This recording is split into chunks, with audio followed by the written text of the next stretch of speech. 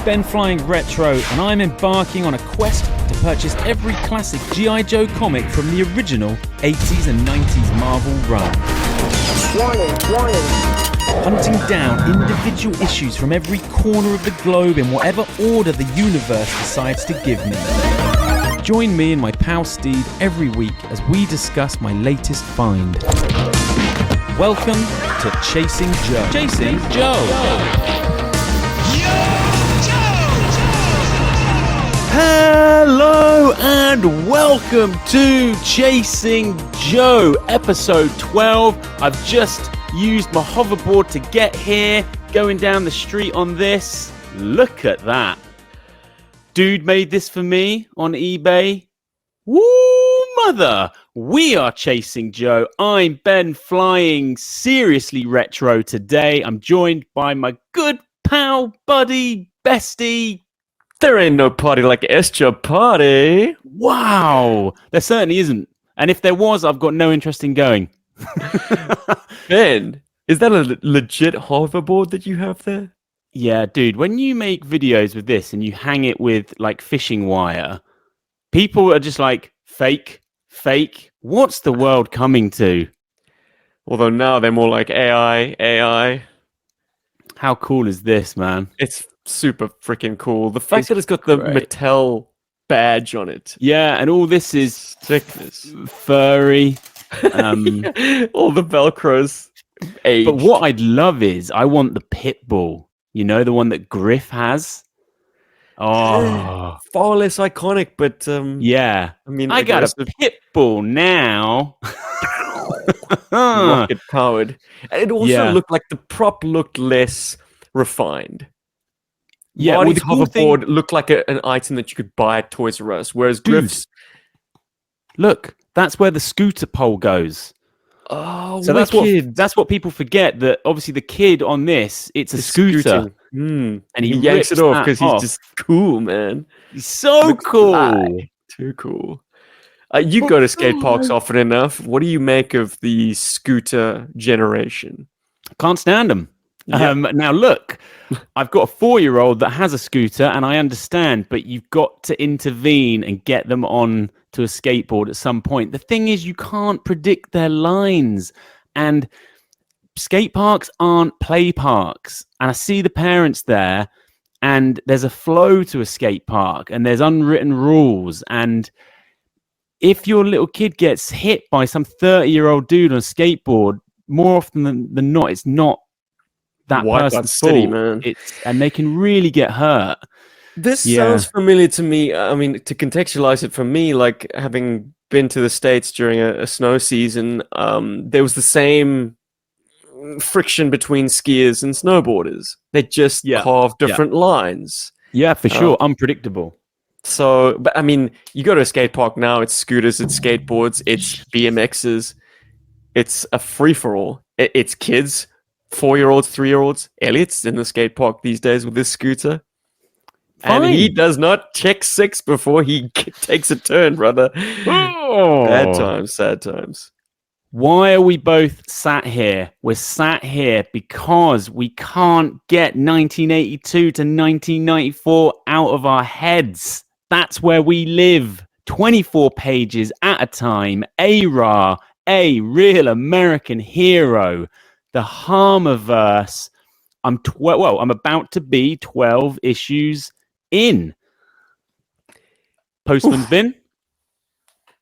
There we go. Shall we just get into this? That was not a segue, Ben. That was literally like, this train needs to be picked up and put on that track. But look, we could just live stream for 8 hours. You led with the hoverboard, dude. So I did. Is your fault. Anyways, drop down into the comments if you're a skier, a snowboarder, a scooter, a skateboarder, a BMXer. Let us know your case. Wow. We have got issue 80 from July 1988 with a November cover date slapped on it for no reason. Late November. Yes. Fascinating. I know. Late. Now, November. Pull that sucker during Thanksgiving. Thank you. Now Mm. this, my friends, is a donation from the lovely and kind Jim Godfrey, also known as Jim Godfrey Customs. Check out his Instagram. He's doing all sorts and he's up to all sorts. Link in the description below. He got in contact with me and was like, brother, I'll help you out because people have got dupes. And I'm starting to get dupes. I'm starting to get duplicates. I've had a few. I'll send you my wish list. What is it? Clerical errors? You know, look, it happens. There's a lot of numbers, and it's like So lists are constantly updating as books go flying through your windows. And I tell you what happens when you have dupes. You start looking at condition. That's when you look at condition. Which one do I want for my actual PC? Well, I'm a savage, so I'll take your offcuts any day, Benjamin. You are a savage. You're a savage garden. You really are. Issue 80. Wow. What's that all about? Before we get into issue 80, I just want to touch on your way to the comic shop in July 1980. I checked out what was at the box office. 88. Sorry, 88. Sorry. Listen to this. This was what was at your local Cineplex as you were maybe coming back from the comic shop. You could have nipped in and gone to see Die Hard. You could have seen Coming to America. You could have gone and seen Who Framed Roger Rabbit, Big, License to Drive, Willow, Short Circuit 2, Rambo 3, Cocktail. And then you could have gone home and read this. What planet were they living on? Yeah, brother, you started strong. I was racking my brain. Die Hard definitely was 88. Was it sort of middle of the year? Was it a summer blockbuster? Dude, these are all July. July, perfect. Okay. Well, yeah, that's the be all and end all. I probably would have given my second prize to Who Framed Roger Rabbit. Just stunning technical achievement. I just don't feel like the summers now are as congested. I just don't think... Definitely not. There's not now that the House of Marvel has stopped pumping them out. Yeah, for sure. Well, look, that was just to give you a little bit of context to the time. So this is episode 12, running total £74 and 4 pence, $93, 3 donations, 12 books in total. So we can just crack on and get straight into this cover. I'm off the hook. Ron Wagner. Yeah, on the cover. And the interiors. And the interiors. What a treat. Now, look, the cover is very exciting because of the vehicles on show, but I feel they may have deserved better. Right. I don't feel like I'm getting the heft and bulk of Rolling Thunder. Do you feel like you're getting what you want? Yeah, it's implied. It seems rushed. Okay. Now, is this its first appearance? I take it is. Absolutely not. No, it's not. Okay. No, but it came out in 88 though, didn't it? So it did, and it it was in a sort of armored convoy on the Cobra Island Civil War sort of GI Joe land assault. First cover though. First cover, absolutely. Yeah. So this really is a toy advert this month. It absolutely is. But I'm going to my opening gambit on this issue review is going to just state that they really did underplay the Rolling Thunder's function just for the narrative purposes of this book. It's not a tank. It's not. They made it into sort of an assault vehicle or battle wagon, just sort of they call it the battleship on wheels, but really it's kind of smaller than that. I'd never thought of it like that, but that was interesting. Well, the toy itself is this gargantuan beast that a single-minded purpose of delivering 2 massive missiles. Everything else is just window dressing. So to have it mixing in with bugs and maggots and infantry, that's not its gig. Well, look, I've got a separate section. Looks like we're getting into the Rolling Thunder. So let's just get into it. But it's interesting. So you mentioned the ICBMs, and are they ICBMs? Well, they're these big ballistic missiles that have 8 little missiles within them. I don't know what, dude. But what I'm I think it's saying like a is, cluster bomb as a result. Like because you got Yeah. those, I think it's 6. Each of them has 6 like kind of rollout bombs behind like a clear removable beautiful. panel. It is an immaculately designed accessory to a vehicle. I mean, there are small like sort of ancillary vehicles that are less complex than that. In fact, we're forgetting that the Rolling Thunder even came with a Scout vehicle. Little very six-wheeler. cool. Very Yeah, cool. makes me think Simple. of Wheeler from Optimus Prime. A little bit. Roller. Roller. No, Wheeler. I don't know. Wheelie is Good the film. guy is from the cartoon movie. Yeah, or is that Blur you're doing an impression of? Oh no, the Blur guys, the guy from the Bike Machines commercial. You know, Bill Fast. Oh, yeah. Guinness World Book of Records. Subscons. Very Subscons on the good. bridge. He's trying to get Grimlock up the ramp. Oh yeah. Now Anyway. look, so in my notes, this is something that I remember feeling about the Rolling Thunder, is that I associate those big missiles almost with bad guys. Now I don't know if this has got something to do with the Gulf War conflict that was happening at the time, and Scud launchers that were all over the news. And that is a big missile. I wasn't aware of geopolitics, and I was like, okay, they're the bad guys. I kind of thought this would be more of a Cobra type vibe, and I was like, when would the Joes use these? Because it doesn't feel like they'd want to cause such mindless devastation with such massive missiles. Obviously, if they're targeted at Cobra, I think it's fine. But how do you feel? Do you think it fits the Joes? I never had a reservation about it. I do think like it's coded as a Joe vehicle. It has its most fun as a Joe vehicle because it's kind of like it's a hero vehicle. It's a central point to play. It is, I mean, a massive weapon carrier, but it's also kind of almost a fortress.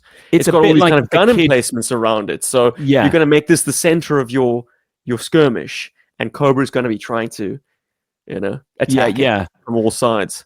So it feels like a kid designed it with its overpowered. It's quite OP, isn't it? It's just like it is over-designed is the term I'm going to throw. Man, it's just bristling with everything. So much so that like I don't know how much you played with it as a kid, but like you can't really move all the there is points where the turrets actually kind of knock into themselves. Yes. I know. Wait, so did you have this? Not as a child, as a 20-something. Oh, okay, because I know that you ain't buckling up them figures in the 50 cows. You ain't putting the seatbelts on. Whereas I was. Oh, of course. No. Dude, I think I would have strapped them in as well. I had a bug, and I managed to finagle those little seatbelts. Right, okay. Yeah, you can get 12 figs on this bad boy. In an official capacity, obviously you can pile on as many as you want. But I got this Christmas, let's have a look, 1990. Now, I don't know when it came out in the UK, but I want to say it was either very late 89 or 90. You got it at release, my friend. What, 88? 99. 1990. No. Yes, that's what I mean. I got it at UK release. UK release, yes. Yeah. Now, and I have photographic evidence furnished by you, Ben. Should I bring it up? Oh my goodness, let's do this. Come on. Through your mother's photo albums. Look at... Okay, there I am. There's the Rolling Thunder. It's Christmas 1990. Let's just look at the TV and the wood paneling. Come on. I just don't make them like they used to. Dude, CRT, baby. That is a beautiful thing. Look at me getting the Rolling Thunder and all of my dreams coming true. Shit. And if you go down, scan down, you're gonna see. Oh no, maybe it's the next shot. I think Mars there's an annual. Bar. You've got a Mars bar like gift pack. Yeah, and I've got some there. Teenage Mutant bubble bath. Looks like. And there's definitely a UK box. It says GI Joe: The Action Force. Yes. Lovely. We'd segued into GI Joe by then, and look, there she is. There she is. A That European spot- release, deeper green than the US release. Did you know that? I didn't. In the same. Okay. Why would they do that? That spindly rocket thing. Oh, that was a fiddly little bugger. Dumb. Yeah. That just seems like weapon of last resort, or something I mean, that you you're just actually gonna- just leave behind on a battlefield to cover your exit. Yeah, you blast yourself into the next world with that. Now, I mean, there's something I do have to note with the UK release and European release. For whatever reason, they skimped on the hubcaps. Did you yes, know the that green there were hubcaps, green hubcaps that would go into those massive recesses on those wheels? which would look way better. I think would be I don't lovely. know. I grew up with the UK catalog, the 1990 catalog. Right. So I was always familiar with it not having the hubcaps, and I thought it Okay. looked all right. But Yeah. I did buy the US release in later life, and it obviously had the hubcaps, and I was pleased about that. Does I'll tell finish you it off what. a bit. If you want to go full screen, I've got the driver right here. Oh damn! Okay, There he thoughts on Armadillo? Why is he not called Armadillo in this book? Rumbler, they refer to him in this book. This is a weird oddity. In the comic book, they just kept calling him Rumbler. Maybe it had to do with the fact that the armadillo was already the name of a vehicle. I Yeah, mean, he's I an keep interesting wanting chap. to do a photo op with an armadillo figure riding the armadillo mini tank, and the Yes. ferret driver of the demon riding a cobra ferret. Now, I don't want to be too mean for fans of this fig, but I mean, he may be the very essence of a nothing burger. I mean, I would say his best feature is probably his boots, and then it's his Peter Griffin ballsack chin. His facial sculpt is very craggy. There's no way we'll be able to get the detail on this camera, but it's actually a very detailed face. He's got like a What? mouth with an indentation. You can sort of see his teeth. Helmet that's like looks like, I don't know, it's from some kind of professional sport, like 1940s football or wrestling or something. It's a think weird look.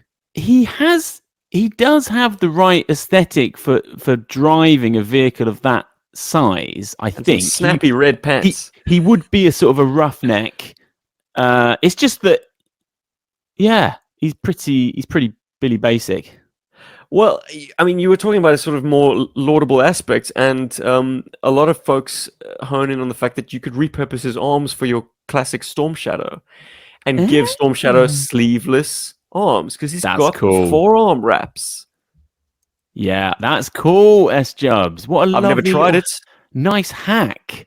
I assume it's a good fit, because not all O-ring figures have fully compatible parts, but that arm should fit a classic. Maybe I'm Storm being a bit Storm harsh. Shadow. There's some lovely sculpting on his, like the Buckle. folds. No, the folds on his vest Huh. around his stomach.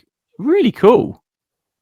But anyway, you love a cockpit. You brought me onto the term the cozy factor. How do we feel about the partition?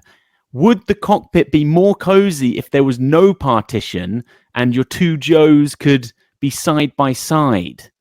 I think you might be misremembering. I don't think it's a full partition. Is it not? They are side by side. There's this sort of the central spar, Yeah. and that's the point Are at you which saying it's two like gull completely- wing. Yeah. Yeah, they can pass notes to one another. What through a there's a little. I tell you what, you ain't gonna believe this. Postman's here. Oh, of course he is, with a book. He's but ringing. Yes, sorry. The two. I'm gonna have to. You're I gonna gotta go. I got to. Jeez. All right. It's ridiculous. I might cut this in the edit, but Ben's off.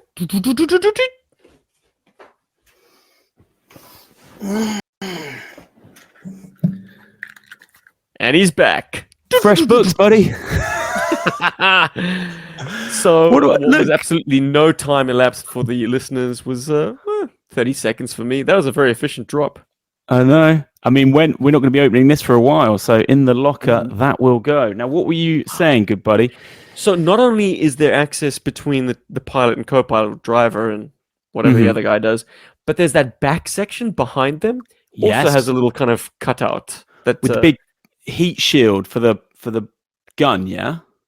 What are you is it a talking heat about? shield? Are you, No, well, that's there's a seat behind the two drivers. oh yes. Oh my goodness. I want to. That is the magic again. zone right there. The fact that like it's not just the obvious seating that this Mm. vehicle boasts. It's got little sneaky, like I don't know if that guy's just running the radar or controlling the missiles. Like that's a little nerve center that you don't see in the catalog shot. You Well, don't dude, he's on necessarily comms. see on the back of the box. Yeah, he's fully on comms. That guy. He is dug in. Sure. Yeah. I mean, it does have so many areas of like play. You know. Some people have hollowed them out a little bit, certainly removed the missiles and turned it into an APC.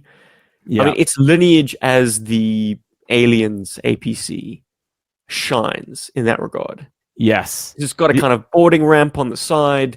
If you can get seating in there instead of the missiles, yeah, man, you're winning. Yeah. The is there a photo of the GI Joe annual I've got in one of those images?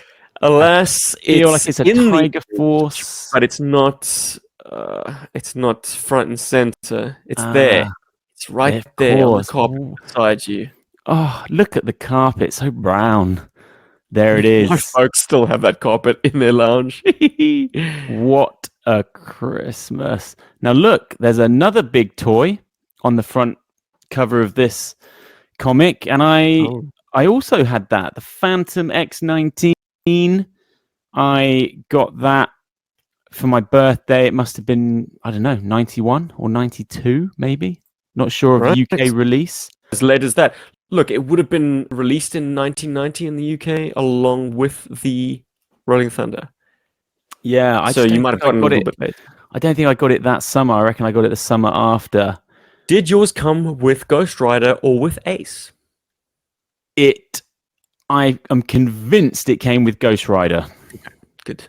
Why are you saying that? There's discrepancy. There's what it's shipped with multiple different. In Europe, some boxed samples came with Ace instead of Ghost Rider. Not sure why. Sorry, not just a misprint in terms of the name, and actually a different sculpted figure. Yeah. Wow. Fascinating. Isn't it? How do you feel about the Phantom on this cover? Wagner's great at getting the toys nailed. Yeah. I really have no problems with the fidelity at which he presents these things, even down to the fact that he's got the sort of wing extensions pulled out to reveal the guns, which, I mean, that would destroy your aerodynamics completely. Like those things would just rip away, basically. You don't want to be popping nothing when you're in high-speed flight. Yeah. Now, did you have this? Obviously, you purchased this. Once again, sort of ex post facto, man, as a grown-up. Like, I had the catalog with both these toys, and boy, did I salivate over them. Couldn't just tell you which one I wanted more, but they were both very high in my esteem. And I think I got them within months of one another. There's something about when you're a kid and a plain toy, you kind of, you may miss the wings on this a little bit from a play point of view. It's just like this one big hunk of plastic, but from certain angles, that toy is utterly breathtaking. Now, when you've got the landing gear up and you get down low and you look at that thing straight on, the line, it is stunning. Absolutely beautiful toy. Popular design that was floating around in the late 80s. They thought this was the next stealth design, the sort of teardrop. I mean, dude, that looks like a model. I mean, look at the stealthness of that. That is so awesome. It photographs very, very well. Yeah, the cockpit, dude. You want to talk about cozy factor? Wow, that has got the cozy factor and some. Part of me wishes it was a single seat because the guy in the back has so much comfort and so many instruments surrounding him. The guy in the front is pushed all the way forward into the nose cone. And Yeah, no, he's got very little. for sure. Yeah. Now, I played with this fast. Now, Oh, I would, destroyed it. I know, You would run. I would run because this wasn't about necessarily like aerial combat. This was about, for me, reconnaissance, photography, stealth, high altitude, and above all things, it was about this thing is fast. So I would run with it, and I'd get my, I'd make my eyes the camera, and I'd get them on the cockpit, and I would just sprint as fast as I could. Talking my language, Ben. That is exactly how I played with the jets. Yeah. So much so, like my buddies who were playing with the other jets, we'd all be out of puff, man. We just got to be doing these high-speed passes on one another, trying to get a missile or a gunshot off. Yeah. Now, there's something weird about the Phantom's design. So it's got those pop-out guns as a feature. Yeah. But it's also got like what look like guns already in the wings. These silver pieces, these little nacelles. So does that mean it has like just that's the thing, isn't it? Because 8 guns? It wouldn't have any guns, but obviously it's a GI Joe toy, so they had to get some cannons on there. Don't ever get rid of the gun, man. No. That's what they learnt in Vietnam. What do you think about I'd actually forgotten about these, but researching it last night. What the heck are the big... What are they? Cruise missiles. They're cruise missiles, bombs? Yeah. Cruise missiles. Well, yeah, they become their own plane, basically. Yes. Yeah. Yeah. They just make incredible distances. And the yellow... So you lob one of them color off, like, before you even in enemy territory. And they just find their way. I tell you, man, it's the vents. It's those vents, those air vents. Oh, wow. Yeah. So this design, obviously, in hindsight, didn't become a reality. But, like, we can see where they were going with this in, like, Top Gun Maverick. Starts with that Dark Star sequence. Which may or may not be in existence. I mean, we'll never... I know what you mean. We won't know in the next few decades, but... I had the Micro Machine of this sort of design. I know what you mean. I know what you mean about Ring the Raider design. I don't know, but this sort of shape and this is Victor Vector's jet from Ring Raiders. Is that what you're talking about? I don't know. I just a Matchbox toy line. Kind of the same scale as Micro Machines, or Micro Machines military, but very famous as his ride. He was the sort of the leader of the good guys from the Ring Raiders cartoon and toy line. I mean, does this ring any bells whatsoever? Ring Raiders? It doesn't. No, I'm just more talking about the shape of that plane being in the sort of kid zeitgeist of that time. But look, we're jonesing our faces off about these two toys, but I would argue that really there's not a single panel, there's no splash. I don't really feel like they shine within this issue. There's one good shot of the Phantom, and it's a profile, and it's of the cockpit. But really, that is it. And the Rolling Thunder is just so undersized in almost every panel that it's in. It almost just looks like it's, I don't know, very They small. had to diminish it, otherwise how would you ever be able to buy a single Tomahawk deploying a Rolling Thunder by sling loading it? I mean, come on, you can't do that. You cannot do that. You'd need 4 Chinooks, I think, on each corner. I mean, that is quite a cool shot when it's bringing it in. But let's, dude, we haven't even opened this sucker up. Oh my god, yeah. That's crazy. If you're wondering, listener, as late into the episode as we are, this is a toy issue of the book, undeniably. So that's all we're interested in talking about, to be honest. But Ben's going to give it a sniff. Laying it upon his face, taking it all in. It just smells like wood. Like do you know, like a school desk? Oh, Do you have single serving school desks in Cape Town? Sanded a few of those in detention. That's for sure. For sure. You get your compass out and you get your anger. No, brother. I was the one undoing all of that delight. Wow. Okay, here it is in hand. Lovely condish. It does look it. Mr. Godfrey, lovely condish. He only sends me the choice cuts. First page, you've got a mail away commercial. Absolutely. Look, that is the first time I ever saw a Cobra Hiss tank. What the heck? Yeah. So you got a mail away for Major Blood, Bazooka, the Recon Sled, Cobra Hiss. Yeah, all of these things in the UK were just like, they were never going to happen, but they dangled the carrot anyway. Yeah. Synopsis-wise, it is uncanny that we are doing issue 80 after doing issue 41, because this issue is absolutely just a variation on a theme. It is the same deal. There's a landmass emerging in the Gulf of Mexico, triggered by the events of issue 40 and 41. And Cobra's racing to claim it with their Cobra transport helicopters, Mindbender and Firefly.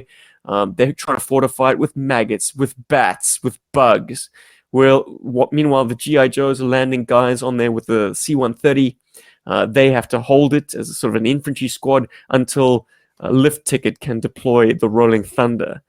But it all winds up being for naught, because guess what? The landmass sinks beneath the ocean anyway. It's highly unstable. It's shaking all over the place. Now, cosmic coincidence is what this is, because this is completely, I didn't think, we need to do 80 after that. It's just bizarre how that works out.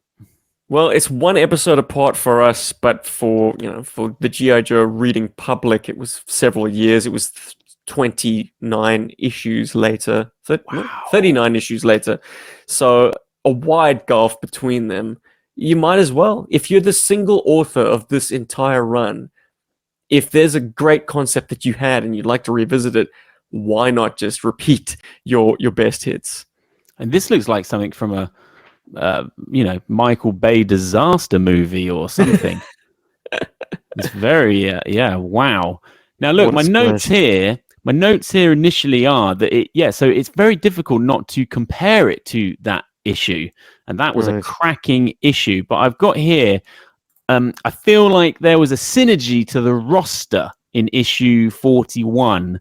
And I don't feel like we get the same kind of harmony with the lineup in this issue.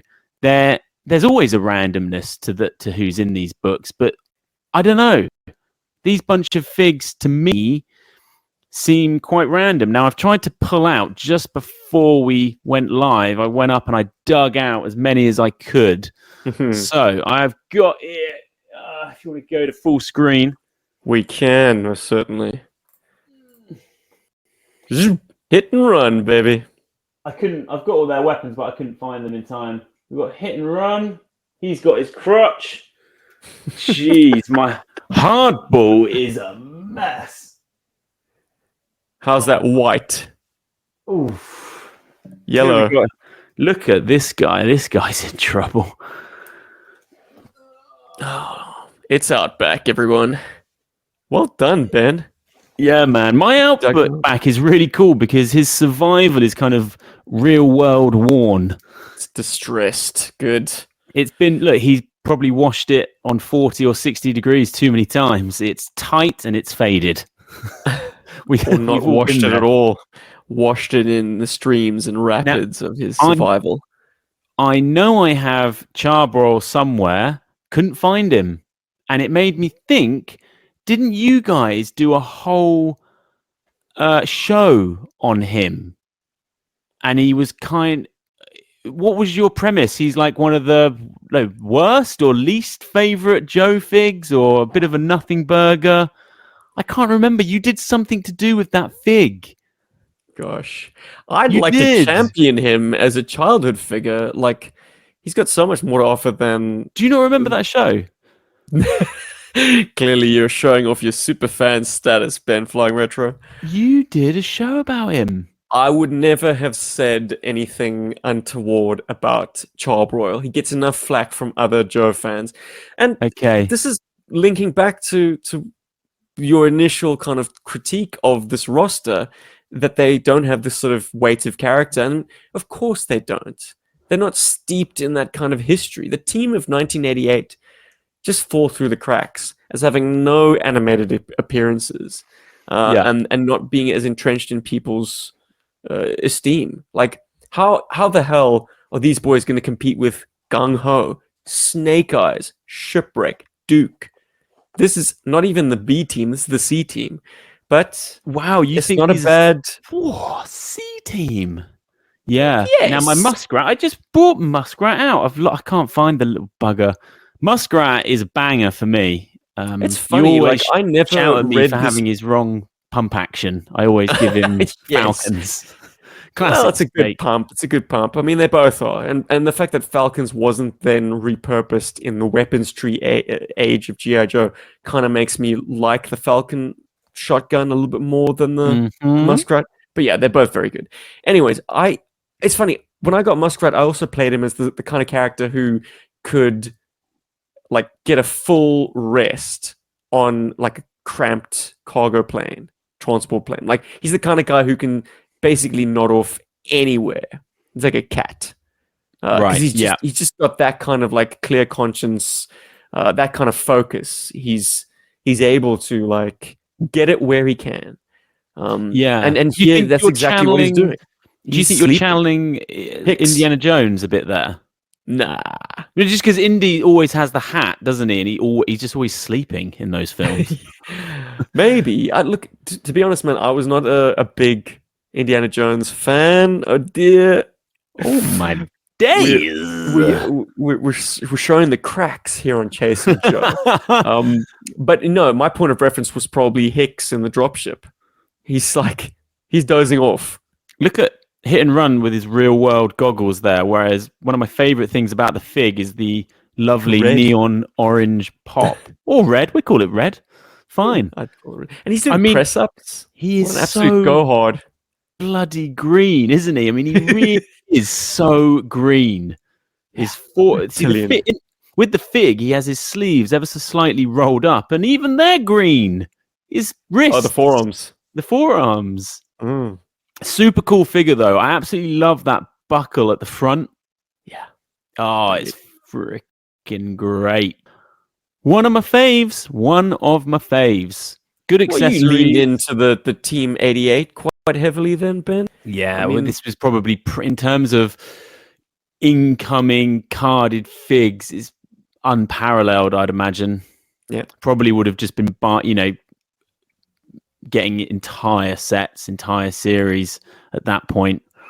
Peak Joe time for me, for sure. But I would hazard a guess that in the UK, that was probably when GI Joe was doing its biggest numbers, sales-wise, as a toy line, because it kind of unified it. They identified that it is actually GI Joes from the United States.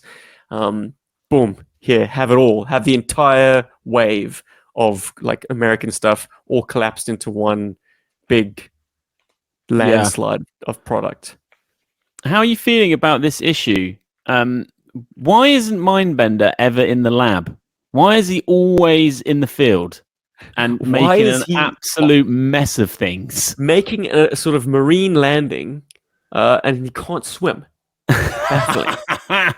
Oh, dude, we get so much of your helicopter, the transport helicopter in this. Yes. Charbroil, he flames them up. It's grim. You were asking me what I feel about this issue? Dude, action from start to finish. Yeah. A lot of toys being showcased. How can I not be a fan? Yeah. Oh, no, for sure. It's a romp. It's absolutely a romp. Do you have reservations? No, it's just difficult not to read it without thinking of issue 41.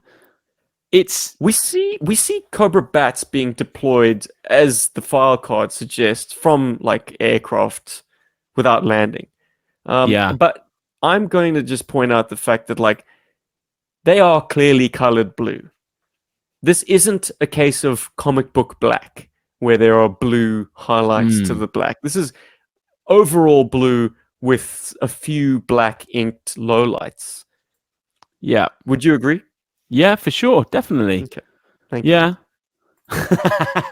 Because some people argue that the bats were always depicted as black in the comic book. And I disagree. But Definitely, yes, absolutely. definitely in Sambo they were black. The hell. Yes. Charbroil just absolutely annihilates. Is it two Techno Vipers flying a helicopter. Yeah, amazing. He really comes into his own there. He flames them down, and they are pouring out these lovely shots of that helicopter in the drink. And there's so many people piling out of that thing. And also, look at the Televiper with his broadcast gun. Microwave transmitter. Yeah, well, it's lovely to see the barrel of a Televiper's equipment and seeing it being utilized to do a primitive FaceTime call. Not primitive. I mean, like the equipment is big and bulky, but like the technology looks crystal clear. The resolution on that screen is as good as real life. It looks great. They have a good old-fashioned scrap in this book. It's a good firefight. It's intense. There is a lot of lead being thrown. It's all happening. That Tomahawk is riddled by a pair of Mumbas. It gets cockpit blasted out by, was it Cobra Bug? Yeah, a lot of bugs here, and I know you love a bug. Yes, boy, do you love a bug. I must have watched that bug review about 20 times. Jeez. Then you love a bug too. Yeah. The Tomahawk get its cockpit shot out. It definitely happens, man. But that shot of the Phantom, and you see how riddled the Tomahawk is, absolutely pelleted. Yeah, oof, there it is. Boom. How Lift Ticket survives that? It's aggressive. It's definitely aggressive. Now look, S-Jubs, no one knows this damn pilot's name. Ghost Rider. Running gag. Oh, even in 2024, it's being maintained. The longest running gag in history. Yeah. But I just feel like it's missing. There's just this issue warrants a splash page of the Rolling Thunder or something, don't you think? Yeah, it's in the title, but it only kind of makes its appearance in the back. Is there any panels where you think, oh, that's a banger? There's not really. Reading it now, I almost was confused as to some of the action.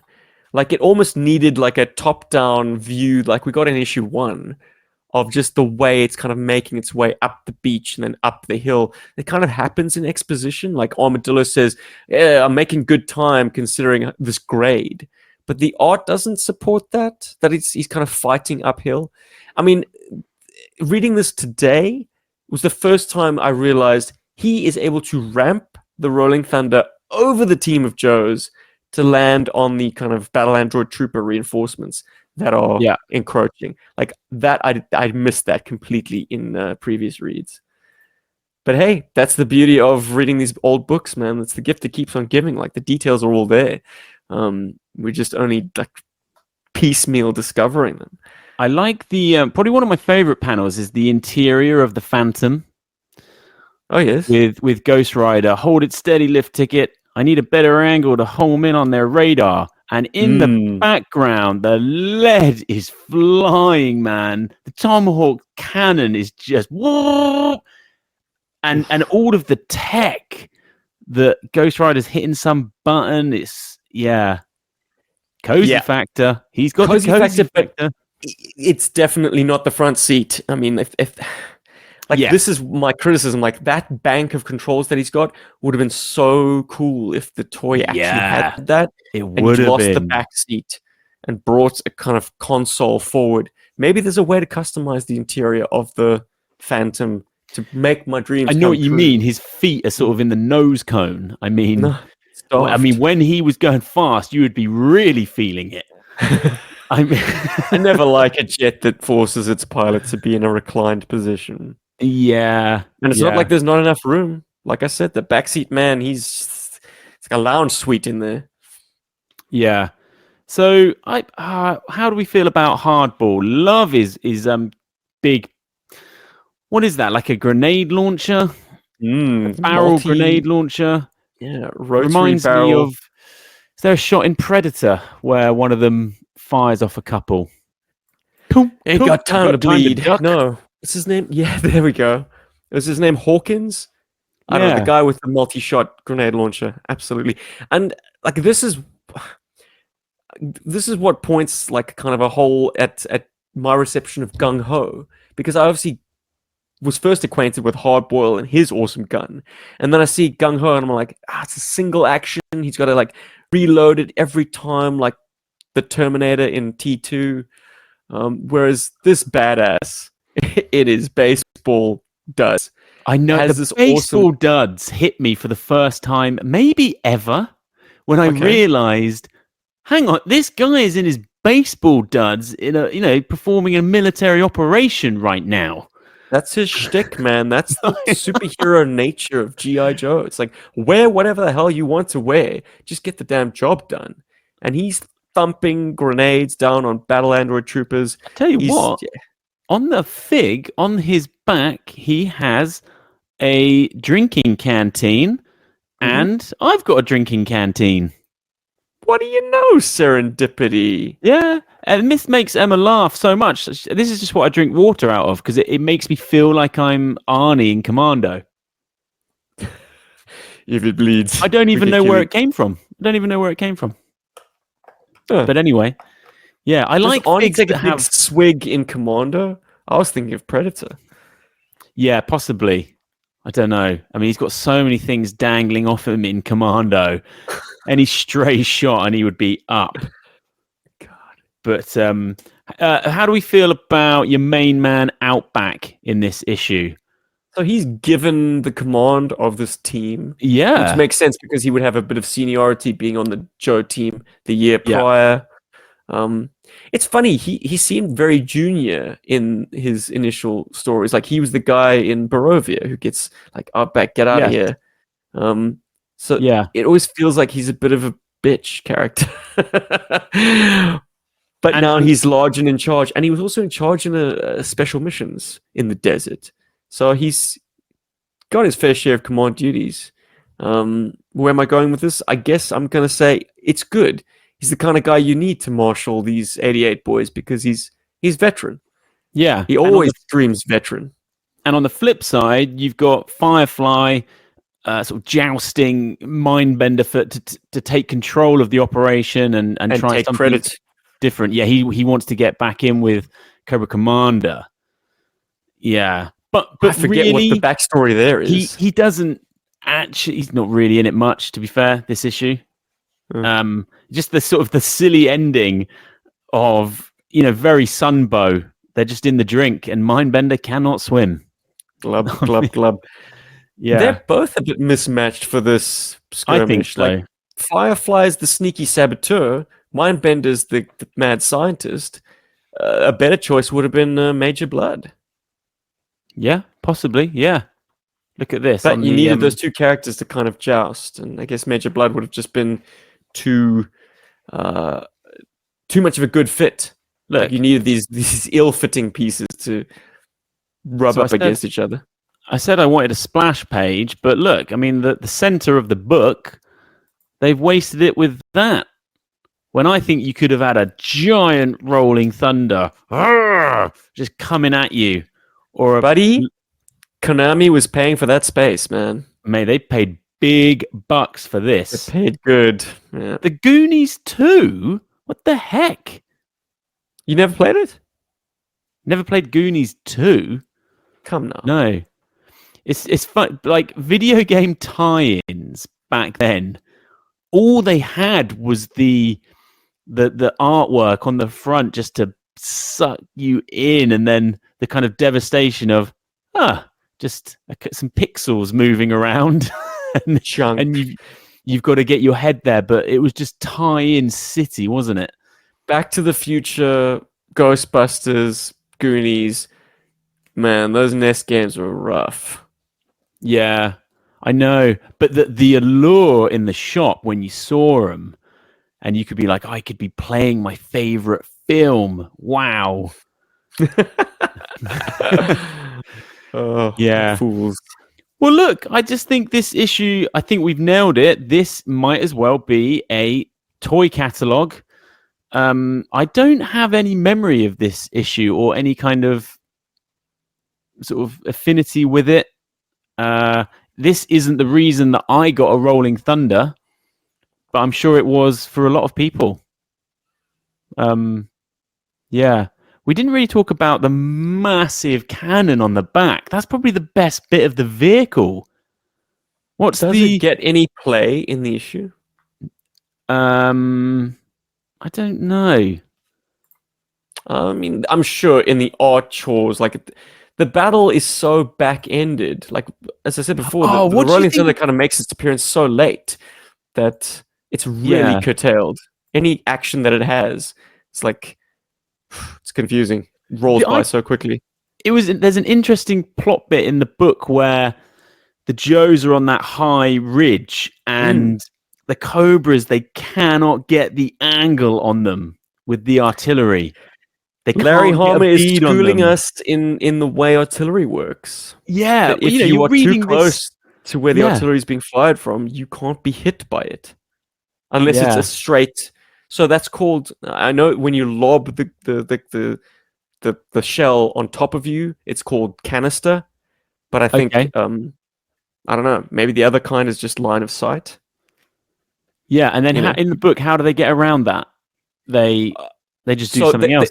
Yeah, look, they can't bring the shells down on top of the position that the Joes are on, because it just falls. The shells all fall up on the other side of the island. Yeah. So what they do is they just blast at the cliff face. That's it. Blow GI Joe's cover away. That's exactly what they do. Yes. Smart. I mean, as kids, we had shit for brains. We didn't know the difference between an artillery piece like a maggot and a battle tank like a mauler. They were just tracked vehicles that had guns. But this is just educational. I know. I love details like that. Yeah, I'd always integrate them into play because it just legitimated everything that we did. But it's so out of nowhere. We talk about economy of storytelling, and then all of a sudden you've got panels with all of these turrets just facing completely upright and some interesting dialogue of what they're trying to achieve. And it's Hit and Run delivering them. Like Hit and Run somehow is the artillery whiz on the team. Angles, baby, angles. He's schooling Outback. Yeah. And I know this is just like convenient writing. It's like anyone could be that character. He's just the point of view character. He's us. We're needing to be schooled. But like Outback in that situation wouldn't be the one Hit and Run needs to sort of talk down to, mansplain to. Dude, in the shot of the Tomahawk carrying Rolling Thunder, the Phantom, look at how cool that is. That is actually a good shot. The Phantom going inverted over the top, depicted in sort of light purple. That's pretty cool. Funny, I never liked this sort of motion. Time compress, basically? Or, like a long exposure. So you're seeing the Phantom move through. It's what you see in like a Spider-Man book, where you see all these kind of ghosted images of Spider-Man flipping and thwipping, and then the full color one. But he is a hell of a pilot, because that is not an easy maneuver. You get that wrong, you've made a mess of everything. You've taken out the Tomahawk and the Rolling Thunder and yourself. I don't see how it's given him a better angle. What he needed to do was to back the hell off and come in fresh. Like, this is... Talking about insanity. Cozy factor, the bug. Is that the ultimate cozy factor? I'd say so, yes. I Like you and a pal in that sort of mini sub section, yeah. and then take that underwater. It's the ultimate romantic getaway.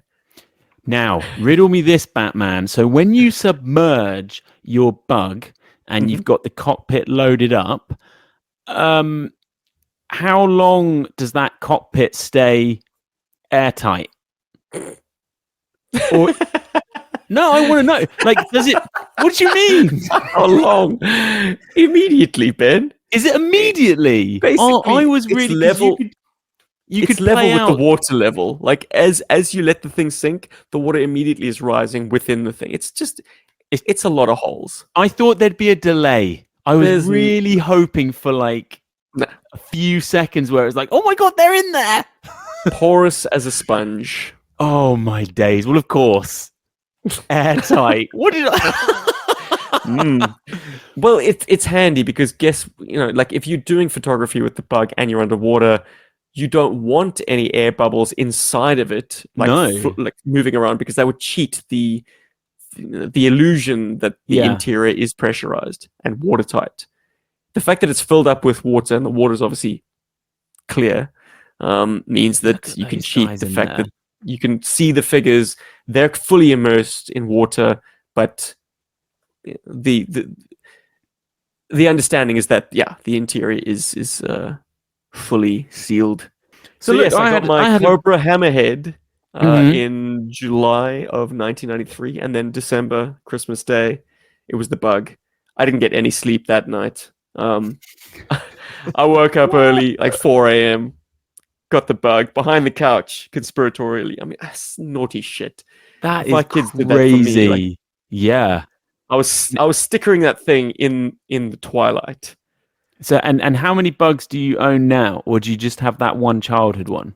Numero uno. Why would I Yeah. want anything else? Great, That's it. man. Yeah, well, you could have said anything, and I wouldn't have been surprised. You could have said I've got 4. I mean, Nah, look, I don't. I'm trying not to army build vehicles because, like, I'm only on one set of hands, man. exactly. I know what you mean. That never even. That was sort of such a lofty idea that wouldn't have even occurred to me as a child to have. If you've got a barn that's climate controlled, sure, get as many toys as you can get your hands on. I mean, as long as you're getting them thriftily enough. Like, I've passed up Yeah. on some deals just because I don't need dupes. But as far as the bug's concerned, all that thing scars on my own. They each tell a story. Like the clip that the mini sub locks in with. I broke Right. that. But damn, I must have used some crazy glue back in the 90s because I glued it once and it has held ever since. Like Wow. immaculately. Like I can't even see the scar. Yeah, Maybe it's yeah. fused over time. Yeah, you do have that. I have that with Mindbender. I snapped his arm, and I remember doing it, and the glue. My goodness! I mean, you can barely see the snap. Glue was Well, if you like, do it was when the industrial break back is then. fresh, you can get that seamless.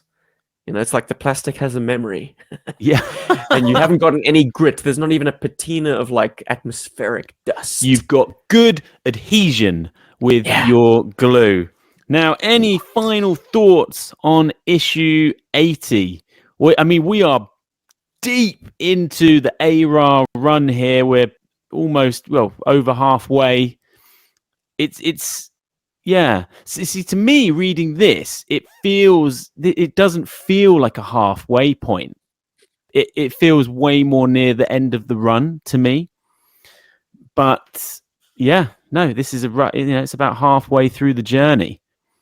I love a toy book like issue 80 because it is a break from continuity. Yeah. Because it is so clearly what it is. It knows what it is. It's Larry doing what he's been mandated to do and like take a break from the soap opera and shill some toys for Hasbro. Yeah, and that's that exactly month, what it is. He got notes. A little note came in on his desk. Oh, okay. Off we go. I can't be sure, but I think this might have tied in with a commercial. Oh, okay. No, they didn't actually do that. I don't think in the late 80s they had to do that anymore. Reaganomics was in full swing, and they now no longer needed to resort to like advertising the comic book as a kind of a soft way of advertising the toys. Like they could just do straight up toy commercials with animated sections. They definitely had one with the Rolling Thunder like crushing maggots and pogos, and like it was just kind of just the kids pushing this thing over all these Cobra toys. And I cringe because I would never do that. I would never have like my vehicles actually roll over another smaller vehicle. Damage, man. I need to research. I'd love to know what the price point was on something like the Rolling Thunder and the Phantom. Back wonder in the day. Yeah. Do you think? I want to say that Tom is your baby. I want to say that the Rolling Thunder would have been I don't know, like a £70. What do you think? Onto something there, or is that too much? Don't know. Too much. I'm gonna say 50. I paid £50 for my Hammerhead in 1993. Okay, and the Phantom probably similar. Maybe a bit less. Slightly smaller box. Yeah. God, the excitement of getting those boxes. My God, they were just so gargantuan. Original retail price in 88 in the United States. Guess for the Rolling Thunder. $80. US. Yeah. Read it and weep, baby. $22.99 before tax. That can't be real. What's going on? GI Joe, a cheap toy, inexpensive. You could accessible. Like in 82, you could buy the entire series, all figures, like the tanks, the vamps. You could get it all for under $100. I mean, even this issue is $1. No, it's $1. Jeez. Yeah. So for 20 of these, you could have had the Rolling Thunder 50p UK. Yeah. Now the toys are collector's items. They are attracting top dollar. But back in the 80s, when they were disposable kids' toys and disposable kids' comics, I mean, this stuff was barely worth the paper it was printed on. Yeah. Hilarious. My mum must have had it right off, because to me, that was a high ticket item. But the Christmas after that one, I asked for a Mega Drive, and they're like 4 times the cost of a Rolling Thunder. But yeah, gaming was always expensive. Always seemed out of my reach. But toys? Yeah, for sure. Plastic, baby. I could get that shit all day. Well, I think we have covered issue 80. We've covered it all to hell. Now, I don't need to talk about the Bug, the Phantom, the Tomahawk, the Rolling Thunder ever again. For sure. Now I've got to wrap this up and get myself to the Christmas fair at the local school, because it is that time, S-Jubs. It really is that time. Now, if it's Christmas, that means why are you not in Cape Town? You're going to be Cape Town when? I'll be on a plane next Tuesday. Wait a minute. So the next episode... No, the day after next. Sorry. The 12th. Okay. Fine. Well, okay. Let me rephrase. As of release of this podcast, I will be in Cape Town on Tuesday. Happy days for you, my man. The homecoming. Well, let's wrap this show up. If you want to hear more of this guy, I've got a podcast, People Who Play, available on Substack. That comes out every Wednesday. You can find me on Instagram, BenFlyingRetro. Still doing my clip outs of this show. I am, man, all I'm doing is podding and clip outs. It's like a job now for me. As it should be. Yeah, for sure. Labor of love, but it's still a labor. Ben, I want to know, brother, how many GI Joe toys have you brought to your other podcast? So we have a segment in that show called Toy Corner. It's a new segment. We've only done it twice, and I've done the Tonton and Luke and then I did a Ken from Street Fighter 2 Storm Collectibles fig. Come on, brother, you're not telling me what I want to hear. Have you queued up any GI Joes? Next week, I think it's gonna be. I'm looking at it right now. It's the Fang. I'm gonna do the no Fang. pressure. Excellent. Yeah. Because that dude, was a fairly recent purchase, wasn't it? Impulse. Yeah, that buy, was off the back of doing a show with you, guesting on a show, and then just getting very excited and just ordered it after. Yeah. I mean, that's how it goes, man. I know. The thing is with the fig, like, yeah, I can do a fig. I've done 2 figures already, so I thought I'd do a vehicle of some sort and then bust out the figs. They're honestly, these guys in this house right now, they are everywhere. Awesome. There's Joe figs everywhere in the wild in this house.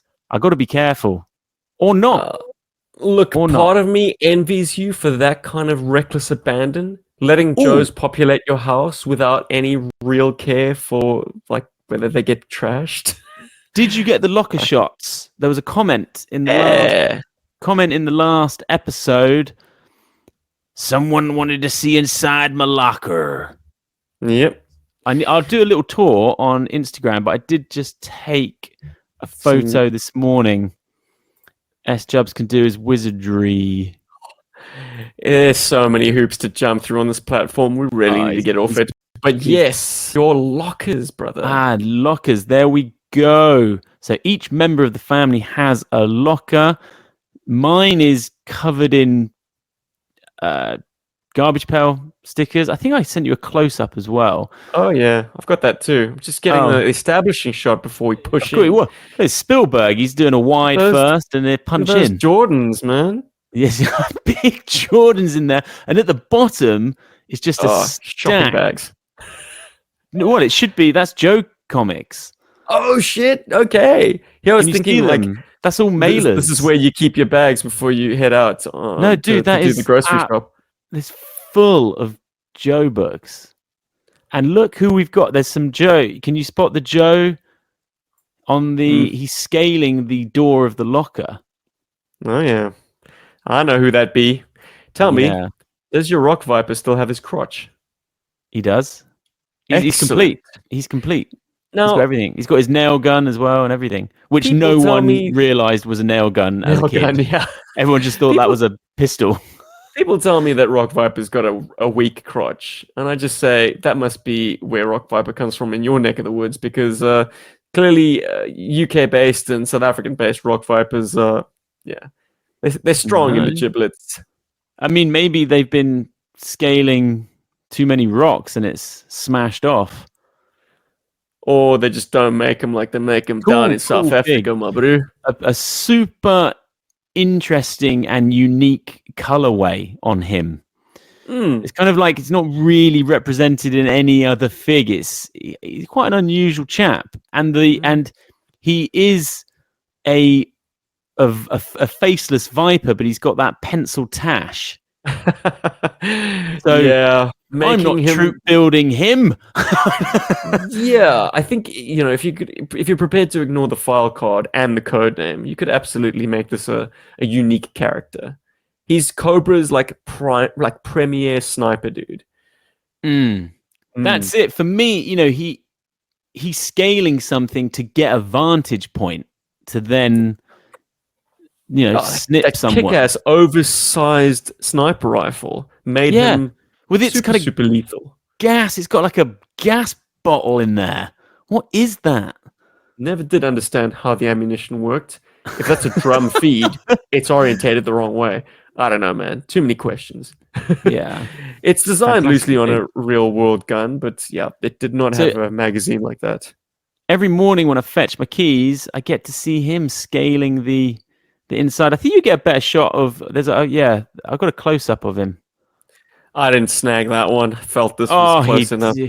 He didn't snag that one. There you go. The lighting's better on this shot. I think Muskrat's in there. I think Cobra Commander's in there. Oh, you think correctly. Hooded. Yeah, talking battle commanders with no backpack. And I even spotted a sneaky fourth Joe or Cobra. It's Toxo Viper. Oh, dude. I mean, they're everywhere in this place. Got it. You've still got an army of them? Yeah. Yeah, I've got an army of Targats, Toxo Vipers, Iron Grenadiers. Who else have I got? I've got quite a few Saw Vipers. Hmm. Gee, man, was I was a troop building maniac. Yeah. Managed I to think convince your mom to get you multiples of the This same is it. damn figure. That's a major coup. I was so fortunate that on both the birthday and the Christmas of that season of GI Joe, I would hoover up a lot of the main run from Father Christmas and then from family, and then I could spend the rest of the year cherry picking whoever I wanted to troop build that year. But it was all coming from a place of play and being like, well, I need, I want more of these guys to play with, just from a visual aesthetic. I admire your focus. Maybe Yeah, it's because there are a few years between us, but like when I was collecting Joe, it was sharing priority with so many other things that like, it felt like those carded figures were in stores very, very briefly. They probably were there for like 4 or 5 months, but I got what I got, and before I knew it, they were gone. Iron Grenadiers, Heat Vipers, these were the peg warmers of their day, Oh, lovely. Good. They were warm in those pegs. That was always where unique Joe figs were trickier. Whereas just Vipers were absolutely everywhere. My God, we will just go on. We were meant to wrap this show up and then we go and talk about something else. We have been Cue the exit music. Yeah. Someone's going to usher us off. Right, good show, everyone. Thanks for all of the comments. I'm absolutely loving the enthusiasm with the format of this show. It is a little bit unusual, but by God, we're committing to it. I'm having a blast, S-Jubs. I look forward to recording this, taping this every week. Most important thing, Bam, it's going to be a lasting legacy. The fact that we have a good time doing it, that's the journey we're on, man. I love this. It's great. It's part of my weekly routine. I'm always so pumped afterwards. Fridays are a good day. Oh, have I just let the cat out of the bag? That's just when we record, ladies and gents. Peek behind the curtain. Yeah, subject to change. I mean, we've yet to do one like the day before release. That could happen. Anyways, we've been chasing Joe. We're chasing Joe here. We're chasing Joe there. Everywhere. Okay, until next week. Yo, Joe. Yo, Joe.